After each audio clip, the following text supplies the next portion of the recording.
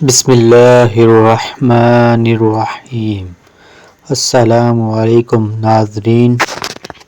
ایک مرتبہ حضرت عیسیٰ بن مریم علیہ السلام کسی پہاڑ کی چوٹی سے گزر رہے تھے۔ اس وقت ابلیس ان کے پاس آیا اور اس نے ان سے کہا، روح اللہ، یہ بتاؤ کہ تمہارا خدا اس بات پر قادر ہے کہ اگر تم اس چوٹی سے نیچے گرو تو وہ تمہیں بچا سکتا ہے؟ حضرت عیسیٰ علیہ السلام نے کہا، جی ہاں، میرے رب کو یہ قدرت حاصل ہے۔ ابلیس نے کہا، یہ بات حق ہے اور آپ اپنے اس دعوے میں سچے ہیں تو آپ اپنے آپ کو اس پہاڑ کی چوٹی سے گرا دیں، میں دیکھتا ہوں کہ آپ کا رب آپ کو مرنے سے کیسے بچاتا ہے۔ حضرت عیسیٰ علیہ السلام نے محسوس کیا کہ شیطان اس سے ناجائز وسوسہ میں مبتلا کرنا چاہتا ہے۔ انہوں نے اس سے کہا، لعین، کیا تو چاہتا ہے کہ میں اپنے رب کی آزمائش کروں؟ یہ علیحدہ بات ہے کہ مجھے اس بات کا یقین ہے کہ میرا خدا میری حفاظت کرے گا۔ اللہ کا ہر فرمان برحق ہے اور ہمیں اس میں شک کرنے کی کوئی گنجائش نہیں ہے، لیکن میں خدا کی آزمائش نہیں کرتا۔ کچھ دنوں بعد ابلیس ان کے پاس آیا اور ان سے کہا، عیسیٰ علیہ السلام، تم تو روح اللہ ہو کیونکہ تم مردے زندہ کرتے ہو اور غیب جانتے ہو اور لوگوں کو غیب کی خبریں دیتے ہو۔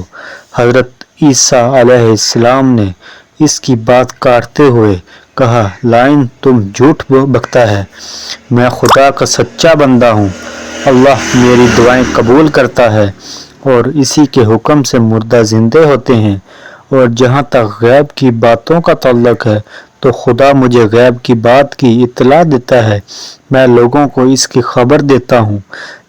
جب ابلیس نے دیکھا کہ عیسیٰ علیہ السلام اس کے جال میں پھنسنے پر آمادہ نہیں ہے تو اس نے چیخ ماری اور اس کے سامنے سے بھاگ کھڑا ہوا۔ ابو نصر نشاء پور کا ایک سلطان ہو گزرا ہے۔ ایک مرتبہ وہ لاؤ لشکر سمیت اپنے دارالحکومت میں داخل ہو رہا تھا کہ ایک مقام سے قاری کی آوازیں اسے چونکا دیا۔ ابو نصر قرآن سننے کے لیے رک گیا۔ قاری نے دل سوز آواز میں سورۃ آل عمران کی آیت 26 کی تلاوت کی، جس کا ترجمہ یہ ہے، آپ کہہ دیں کہ اے اللہ، تو ہی مالک الموت ہے، تو جسے چاہے سلطنت عطا کرے اور جسے چاہے سلطنت چھین لے، اور جسے چاہے عزت دے اور جسے چاہے ذلت دے، تمام بھلائی تیرے ہاتھ میں ہے، بے شک تو ہر چیز پر قدرت رکھتا ہے۔ اس آیت مجیدہ نے سلطان کے دل پر گہرا اثر کیا۔ وہ یہ آیت سن کر کانپ اٹھا، گھوڑے سے اترا اور رکوع کیا، پھر سجدہ بجا لایا۔ پھر کچھ عرصہ بعد قاری صاحب کی وفات ہو گئی۔ اس کے ایک دوست نے خواب میں قاری کو دیکھا کہ خدا نے اسے جنت میں عظیم مقام عطا کیا ہے۔ اس نے قاری سے پوچھا کہ تمہیں یہ مقام کس وجہ سے نصیب ہوا ہے؟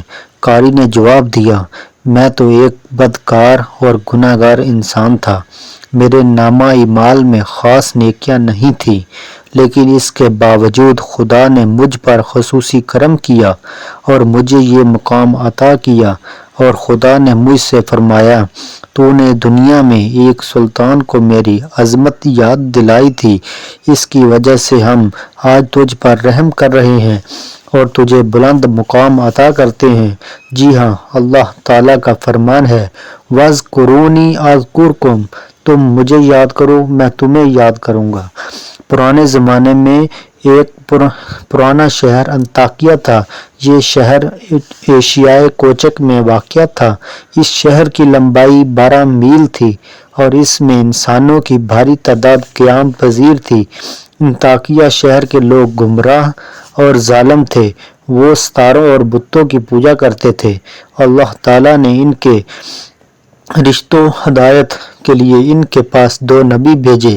اہل شہر نے ان کی تقدیم کی اور ان کی تقویت کے لیے تیسرے رسول کو وہاں بھیجا گیا۔ چنانچہ تینوں انبیاء نے لوگوں کو خدا کے راستے کی دعوت دی اور شہر کے گوشہ گوشہ میں انہوں نے تبلیغ دین کی، لوگوں کو توحید کی دعوت دی، موت اور یوم قیامت سے آگاہ کیا اور انہیں عذاب خداوندی سے خبردار کیا۔ اہل شہر بڑے بدبخت تھے، ان انبیاء کی مشترکہ تبلیغ کی کوششوں کا ان پر کوئی خاص اثر نہ ہوا اور پورے شہر میں صرف 40 افراد نے ہی دعوت حق کو قبول کیا۔ شہر کے دوسرے لوگوں نے تینوں انبیاء اور اس کے پیروکاروں کو پکڑ کر انہیں سخت اذیتیں دی اور ظلم کی انتہا یہ کی گئی کہ ان مظلوموں کی گردنوں میں سوراخ کر کے اس میں رسیاں ڈالی گئیں اور شہر کے ظالم لوگ رقص بسمل سے لطف اندوز ہوئے۔ اس شہر میں ایک مرد معمر رہتا تھا جس کا نام حبیب انجار تھا۔ وہ ان انبیاء پر ایمان لایا تھا لیکن وہ اپنے ایمان کو مخفی رکھتا تھا۔ وہ شہر میں بڑھئی کا کام کرتا تھا، اسے جو مزدوری ملتی تھی وہ اس کو 2 حصوں میں تقسیم کرتا تھا، ایک حصہ اپنے اہل خانہ کو کھلاتا اور دوسرا حصہ غریبوں و مساکین میں تقسیم کرتا۔ جب حبیب انجار کو اس ظلم کا پتہ چلا تو انہوں نے اپنی قوم کو تبلیغ کرتے ہوئے کہا، اے میری قوم، ان رسولوں کی پیروی کرو، ان کی اتباع کرو کہ یہ کوئی اجر نہیں مانگتے اور وہ راہ راست پر ہیں۔ میں کیوں نہ اس ذات کی بندگی کروں جس نے مجھے پیدا کیا اور جس کی طرف تم کو پلٹ کر جانا ہے۔ کیا اس ذات کے علاوہ کسی کو معبود بناؤں؟ جبکہ خدائے رحمان مجھے ضرر پہنچانے کا ارادہ کر لے تو ان کی شفاعت مجھے کوئی فائدہ نہیں دے سکتی اور نہ ہی وہ مجھے چھڑا سکتے ہیں، تب تو میں وعدہ گمراہی میں مبتلا ہو جاؤں گا۔ میں تو تمہارے پروردگار پر ایمان لے آیا ہوں، لہذا میری بات سن لو۔ لیکن ظالم لوگوں نے ان کی بات پر کان بند کر لیے اور ان کی نصیحت سن کر خواب غفلت سے بیدار نہ ہوئے، بلکہ ظالم درندے یکدم اس پر ٹوٹ پڑے اور بیچارے کو اتنا مارا کہ اس کی آنتیں باہر نکل آئیں۔ پھر اس کا گلا دبا کر قتل کر دیا اور لاشا کو ایک کنویں میں ڈال کر اس میں مٹی ڈال دی اور وہ کنواں اس کا مدفن بن گیا۔ بعض روایات کے مطابق ظالموں نے اسے پکڑ کر آدھے سے 2 حصوں میں تقسیم کر دیا تھا۔ ایک روایت مقول ہے کہ لوگوں نے اس کی گردن میں سوراخ کیا اور اس میں رسی ڈالی اور پھر اسے سلیب پر چڑھا دیا جہاں اس کی موت واقع ہوئی۔ حبیب انجار کو موت سے قبل انبیاء دکھائی دیے۔ اس نے یہ آخری الفاظ کہے، میں تمہارے رب پر ایمان لایا ہوں، میرے گواہ رہنا۔ اس کے بعد اس کی روح پرواز کر گئی۔ اللہ تعالیٰ نے اس کی قربانی کو قبول کیا اور اسے عظیم ثواب دیا۔ اس کی روح جیسے ہی جسم سے جدا ہوئی تو اسے جنت میں بھیج دیا گیا، جیسا کہ قرآن مجید بیان کرتا ہے۔ حبیب انجار نیک انجام مبارک ہو۔ دوستو، ویڈیو اچھی لگے تو لائک اور شیئر کرنا مت بھولیں اور ویڈیو آخر تک دیکھیں۔ والسلام۔